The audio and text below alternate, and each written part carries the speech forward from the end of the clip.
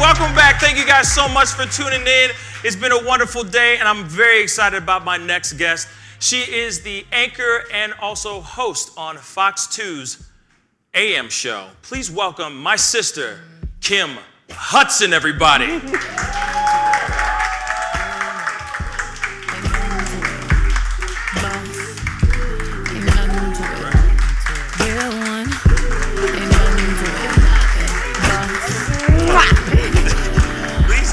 Have a seat. Thank you. Wow, Kim Hudson in the house, y'all. Make some noise, y'all. Yeah. Wow. You know how long it's been? How long it's been since I've been trying to get you on the show? Yeah, it's been about like two and a half years. About 3 years. No Yeah, big deal. I'm not counting. It's been 3 years and like 21 days. But it's such a treat to have you here. Happy New Year, by the way. Happy New Year. Thank you. So tell me, okay, you're a St. Louis native, all right, and you're on one of the biggest morning shows in the tri-state area, if I'm correct. Yeah. So tell me, what is that like?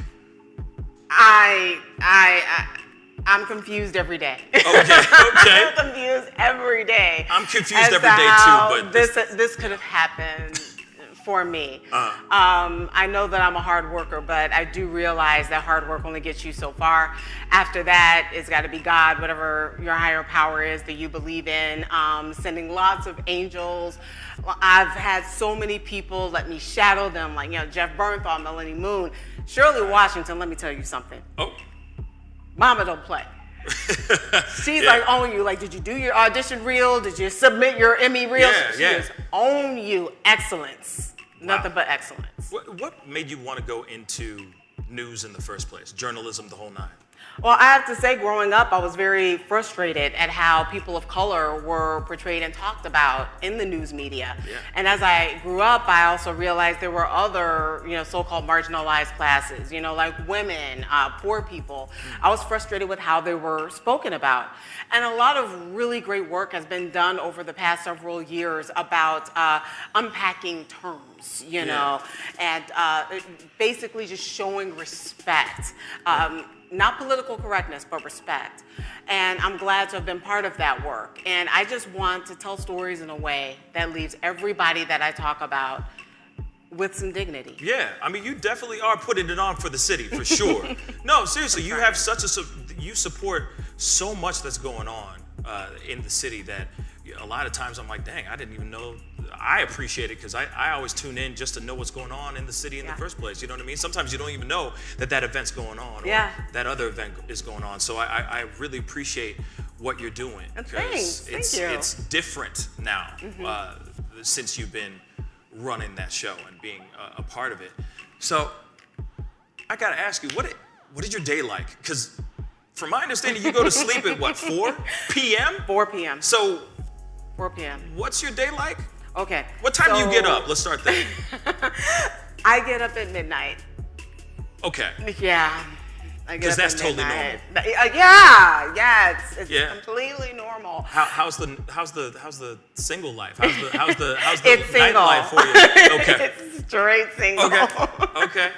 And that's it. So, I'm sorry. Single. That's it. No, it's okay. It's okay. I mean, I know some friends, fellas. I know some friends out here. So it sounds like the same crickets I hear when I'm driving to work. There's no crickets. Trust me. There are no crickets over here. But yeah, tell me a little bit more about like your day because it's just really fascinating to me how you get it done. So I host the 9 a.m. show, but I also anchor the 4 a.m. show. So I get up at midnight. Get myself dressed, get into work, put on HD makeup because it's a thing, and it's a very unforgiving HD makeup, just makeup for high definition cameras. So there's a makeup for HD cameras? Right, and the application and everything has to be much smoother than it did with standard definition cameras. I'm sorry, let me back up. A little bit about my background. Sure. I used to work behind the camera. I was behind the camera until 2006 when I started working for STL TV. So I know that standard definition is that's it. It's just not as sharp as what we are used to now with high definition 4K, which sees everything. So you better make sure that everything is blended right, because if not, you're going to get an email from somebody. Oh, and no, I've seen some of these tweets and emails that some of the other anchors get. It's unbelievable. Yeah, I've gotten some. I fielded some for other people. It's really sad, but I make sure that I look great for HD makeup. Which is, I'm a tomboy, so that takes some time. And then I read over scripts. I read the news of the day. I listen to the news of the day just to make sure that whenever I'm delivering the news, since it's coming from so many different sources, that I'm actually delivering the truth. And then I get off the set at 5 and I start putting together the 9 a.m. show. Wow. Yeah. So 9 a.m. show. Then you get done with the 9 a.m. show at what time? The show ends at 10. Okay. And then hopefully I get to go home, but rarely. And I try to go home by noon at the latest. So let me ask you this. How did you get that gig in the first place? Because that's fascinating to me.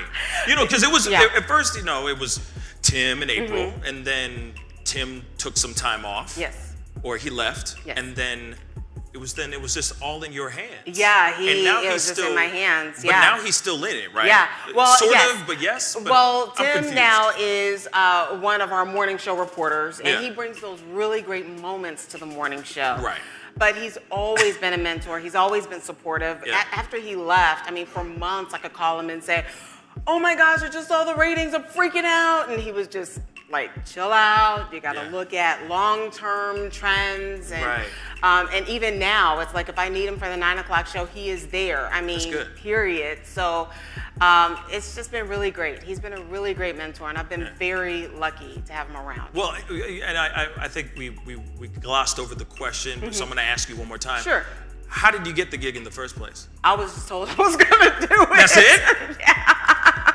I was told we would like for you to take on the 9 a.m. show. And I have to admit, I did not say no. And I remember at Tim's goodbye party, he handed me a baton, and it was on fire. He passed the baton, it was on fire. And of course it was on fire. So, and you've been running this thing ever since, and you've been doing an amazing job. Thank you. Seriously, I'm gonna applaud you for that. Because seriously, thank you so much for doing what you're doing. The show is, I love that show, and if you ever need another guy like me to be back on that show as many times as I can. Thank you. And I have really great guests who come on and they really bring it. So they really thank do. Yeah, no. The check is in the mail. But my question is this, because I know that you took a little bit of time off. In October, correct? Actually, starting in September. Oh, wow. Yeah, it was the day after Labor Day, and I was very public about it. I announced it on Facebook because every time I go on vacation, people are like, "Hey, Kim, where are you? Are you okay? Did you get fired?" I'm like, "No." And I'm like, "I'm about to be gone for 2.5 months." And so I just went up and I just announced that I had a hysterectomy the day after Labor Day. And I struggled with fibroids for a long time, and I didn't know it until I almost missed the story of a fallen soldier's homecoming. His body was coming home to a small airport in Illinois. And these symptoms I normally had, they were exercise-induced, but this time really nothing happened. But I was shooting the story by myself, so I'm in a truck by myself. And I started getting sick, pain, nausea, and next thing I know, I'm laying on the bathroom floor in a bank in Illinois, and I was so sick that I accidentally left the phone in the car. So nobody knew where I was. And the only thing I could think of was, I'm gonna disrespect this family by showing up to this homecoming late. I wasn't even really concerned with having to tell my assignment desk, "Hey, we missed it," because I was sick. But I was able to pull it together. I was able to get there. But it was only then, because this has been my dream job. I've fought really hard to be a journalist. And of course, unfortunately, I was one of those women that identified herself through her career. And it was only then that I said, okay, maybe I need to talk to my doctor to see what's going on. And so I did have an operation shortly after that. to have, so for those people who don't know what fibroids are just benign tumors that grow on a woman's uterus. And even though they're benign, they can cause lots of problems, lots of pain, bleeding. I was anemic for years, and gastrointestinal problems. All because of this? All because of that. Oh, wow. All because of that. Okay. And so I went through an operation where I had them shrunk, and everything was great for about a year and a half. And then the symptoms started to come back. Had one removed, I believe that was the summer of 2018, and that's when I realized I will always grow fibroids. I know it sounds weird, but I was like, I keep growing fibroids.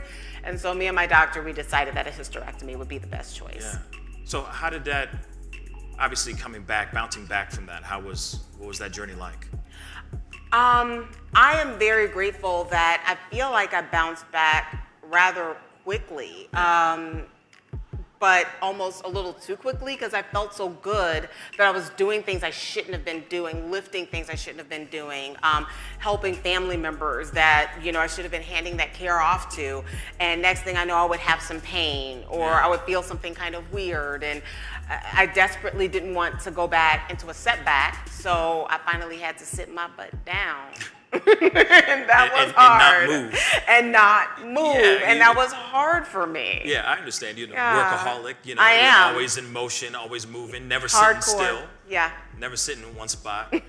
So I understand you're a big advocate for mental health and everything. So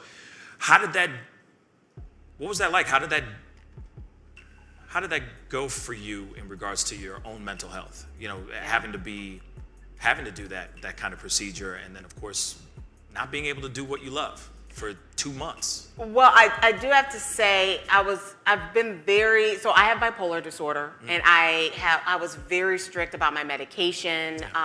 So I took very good care of my mental health. I believe that during this recovery period I was very stable, but sudden depression is one of the symptoms that your doctors ask you to look out for after a hysterectomy. And so I just kept an eye on it like a hawk. Yeah. I do have to say that having the time off probably was really beneficial to my mental health, because I am a workaholic. Yeah. I am. And to have to separate and, just be Kim, and to see that the world wasn't going to end, actually was pretty good. But what I loved is that the amount of support you had, and the amount of people that were calling in and commenting down below and just being there for you, even saying, okay, she might not be here, but she is, she is on the AM show in spirit, and that, you've really grown a family, and you've grown quite a bit of support, a lot of support out there. So that's amazing. I'm hoping that those kind of things kind of helped you stay strong and get through some of the dark times, for sure. They did. Because the thing is that when you lose an organ, okay? Yeah. You don't know what you're gonna do. You don't know what the next step is. You don't know, and you are having all these symptoms, and you don't know what's normal and what's not. Right. So I was very fortunate to have a bunch of women I don't know say, hey, you can call me. I had the same procedure. Just let me know if you have any questions. I was very fortunate to have men, like see me on the street and say, hey, my wife or my sister or my daughter had it. You'll be fine. Yeah. And that's good. To have something demystified, that's where it's at. Yeah. Well, one last question, because there's a lot of girls out there that probably don't know what to do in regards to prevention or finding out anything. So is there anything that you could say to anybody out there that might be walking down that road? I would just say, if you're feeling anything, if chronic pain is not normal. I realize that we're women, and I realize that we have menstrual cycles, but chronic, horrible pain that debilitates you, it's not normal. Yeah. If you feel like something is wrong, talk to your doctor. And if your doctor won't listen to you, find another doctor. Yeah, that's the truth right there. I'll clap to that, too. I'll clap to that, too. And I say that for the men, too. For the men, too. Chronic pain is not normal. Find another doctor if you have to. Take care of yourself. Go talk to somebody. Yeah. Real talk. Anyway, thank you, Kim Hudson. Kim Hudson, everybody. Thank you. I really appreciate it. Thank you. Thanks, guys. Thank you. Thank you for having me here. Oh, anytime. Be sure to check her out on Fox 2, the AM show. That's at 9 a.m. And also, she has She does her news anchor thing. Yeah, 4 at 4 a.m. So if you're up early, like me, get a big old cup of Joe and check her out. She's really something else. Anyway, we'll be right back. See you guys in a minute. Peace. Thank you. Thank you. That boy is good. Pascal, you are now rocking with that dude Pascal. We be going wild.